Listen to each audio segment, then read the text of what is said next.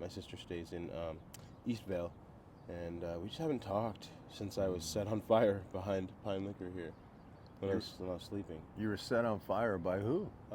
Well, at first I thought it was a lady that I had a confrontation with the night before because she was there in the morning, but it ended up being somebody who was trying to keep me warm with a candle that had foreign objects all in it and oil, and she just like has these, and it just blew up when she left, and it kind of set me on fire. And Did you get burned? yeah, I had third-degree burns on my hands and on my legs and stuff like that. I'm Jesse, behind the camera is James, and we are roaming in Riverside. And today we're in the Rubidoux area of, the Mount Rubidoux area of Riverside, California, right in front of Mission Burgers. And it's a beautiful day out here in Southern California. And today I got the pleasure of talking to Adam, right? Right. Adam, tell our viewers a little bit about yourself, like your age and where you're from. I'm 36 years old as of today. I'm pretty much out of the Riverside area, back and forth between here and like Torrance, California. Went to high school there, and I mean, as far as who I am in general, I love health and fitness, true health. Food is your medicine, so I have an affinity for healing. Right on, Adam. And tell us a little bit about this family and stuff like this. You're homeless right now, bro? Yeah, I'm homeless. I haven't seen my family in a long time. My mom I just heard last night that she was spotted at a rehab, which is unheard of, so I'm really excited about that. And I was told she looks very healthy, and my sister stays in Eastvale, and we just haven't talked since I was set on fire behind Pine Liquor here when I was sleeping. You were set on fire by who? Well, at first I thought it was a lady that I had a confrontation with the night before because she was there in the morning, but it ended up being somebody who was trying to keep me warm with a candle that had foreign objects all in it and oil, and she just like has these, and it just blew up when she left, and it kind of set me on fire. And Did you get burned? yeah, I had third-degree burns on my hands and on my legs and stuff like that. So Adam, you were saying today's your birthday. Yeah. Happy birthday. Thank you very much. Very nice to meet you. So you're homeless. Yes, I am. Where'd you sleep at last night? Last night I slept right here, hunched over this shopping cart. And what were you going through? You going fishing today, or what? No, I actually went dumpster diving last night, and I got Okay. a bunch of really cool military, tactical gear and stuff like that. So what do you do for resources, bro? So for resources, I actually live off of scavenging. I scavenge every day. It's a bit of a hobby of mine, but really it's a means to an end, so I can put food on my table, so to speak. What about girlfriend, wife, no kids? No, nothing like that. So you're just out here all alone, huh? 36 by myself. Yeah, it's kind of hard. I live in the Riverbottom now. I just moved out there, and when you become homeless in Riverside for the first time, you don't know that's where you're going, but it's pushing you towards the Riverbottom the whole time because there's no rent, and as far as the community down there goes, as long as you're not too distorted with your actions. Like there's a lot of bad characters down there, but if you're too unsavory, the Riverbottom will kick you out. So I'm just glad that I have a space that's my own, and I could just maybe just be so close to the city. You know what I mean? What kind of work have you done in the past, Adam? A lot of work, everything really, except for jobs that require me to have special knowledge. Like I've apprenticed for a few things, and my last job was a maintenance mechanic apprentice at Edge Plastic, and that was really cool. Well, Adam, I'm just talking to you for a few minutes. You're too good for these streets, bro. You're young.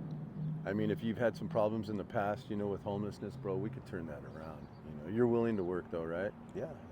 Any of our viewers out there, we got Adam here, and this is a fine young man, intelligent. Seems like he just had a few breaks. A lot of us, we get those comforts, we get a house to go to every day, and we don't have a mom that's in rehab, and a lot of us get these perks and these advantages in life that we don't even realize that some other people don't get it. And Adam right here is the prime candidate today to get off the streets, guys. So if you find it in your heart, we're right in front of Mission Burger. I don't think Adam's going to be too hard to find. Where do you hang out at, Adam? Right here, Pine Liquor, and then pretty much the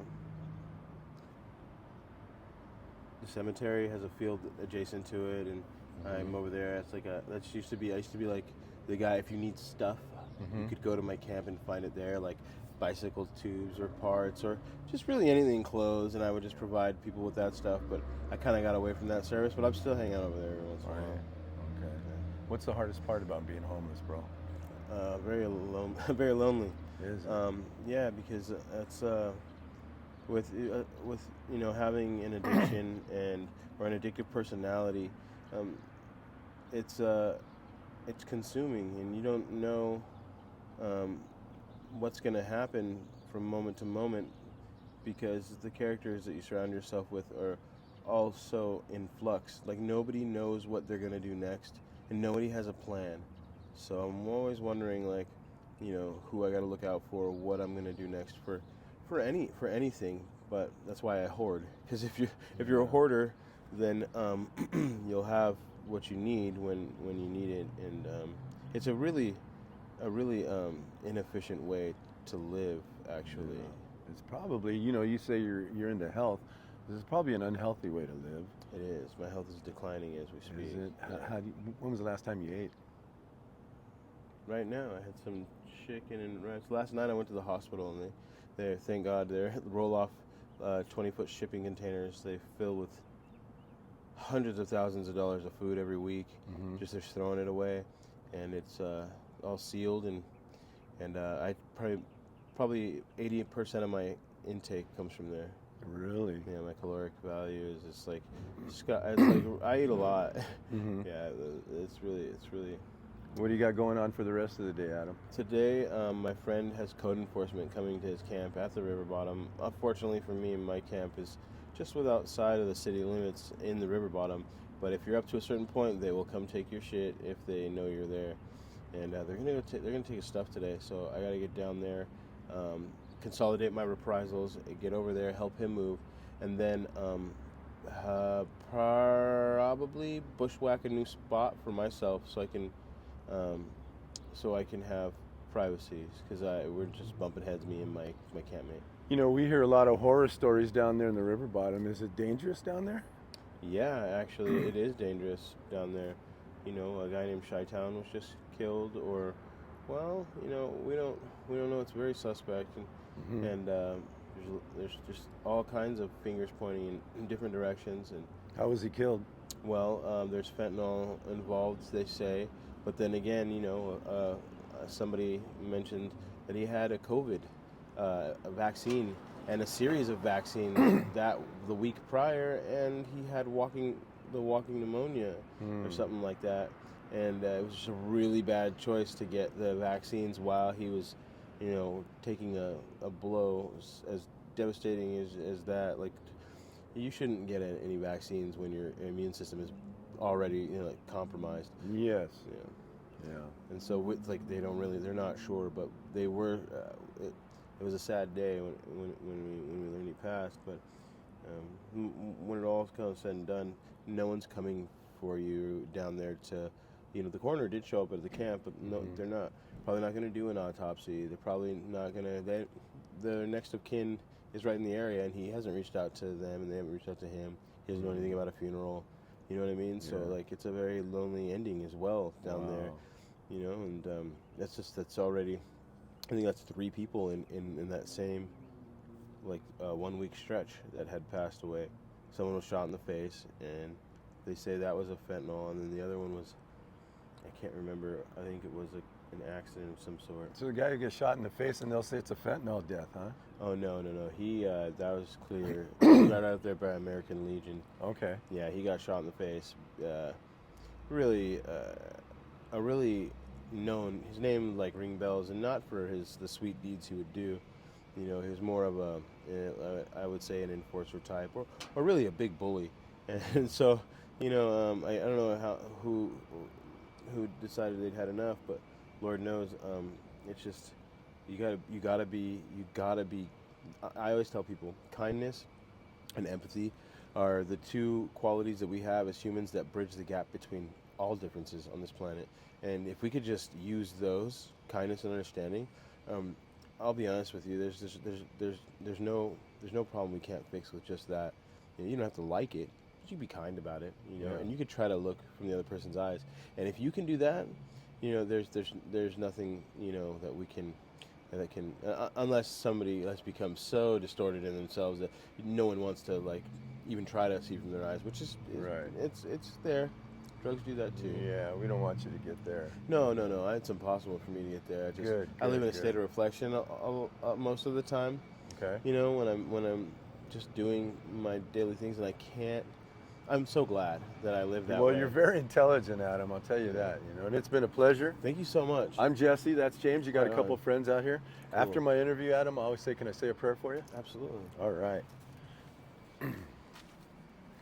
Dear Father in heaven, dear Lord, I got Adam here. He's a fine young man, very intelligent, Father. So I pray you protect that mind, Lord. And Lord, Adam is out here alone, Father, and he needs some good men, Father, some godly men in his path, Father. And you can drop them in his path, Father, and they can rub elbows with Adam and show him a better way. This man is way too good for these streets, Lord, and he just needs a job. He just needs a little bit of help, Father. All of us need help at one point, Father, and you say if we knock, you'll answer, Father. So we're knocking and we're asking for some help for Adam, Father. Drop some people in his path, Father, and show him that you love him, Lord. And I want Adam to know, Father, that there are people out here that care for Adam, and there are people out here that love him, Father. So I pray that Adam never loses hope out here, Father, and never loses faith, Father. In Jesus' name I pray. Amen. Yeah. Can I have a hug, brother? Yes. All right. Nice meeting you, bro. No, I really do appreciate you guys. I'm Jesse. Behind the camera is James. We're here with Adam. We're roaming in Riverside, and we are out.